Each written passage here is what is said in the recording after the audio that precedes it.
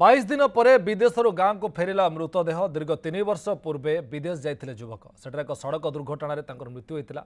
एने परिवार लोक निकट खबर आसाला दीर्घ दिन पर मृत युवक मर शरीर भिटामाटी को फेरवा पर गाँव में शोककूल परिवेश सृष्टि होती गाँ श्मशान में मृत युवक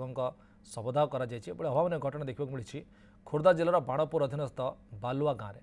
बाणपुर ब्लॉक गालुआ गाँव मनोज कुमार बारिक 3 वर्ष पूर्वे भिटामाटी छाड़ी साउदी अरबर एबीआर कंस्ट्रक्शन को लिमिटेड रे श्रमिक भाव कार्य करुले तेज मनोज को किपरि दुर्घटना मृत्यु है केउठी दुर्घटना घटिला वर्तमान सुधा अस्पष्ट रही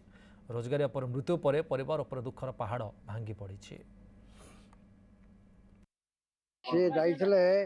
साउथ आफ्रिका कंपनी रे कंपनी रे कौन एक्सीडेंट है कौन है तार मृत्यु घटला एबे 22 दिन पर आसिक पहुँचला बर्तमान ताको शवदाह करा बर्तमान आमे बुढ़ा बुढ़ी दी जन सी आणिकी दौले आम चलुलु बर्तमान तार माने पिला दीटा छोट पिला दीटा ता स्त्री कम बयस बर्तमान सी माने ये कला बर्तमान कि चलो कौन कर से कथा आम दुख जनाऊँ से केमती परिवार बंचे तार जोड़े पुओ केमती मनीष हे से विषय जदि भविष्य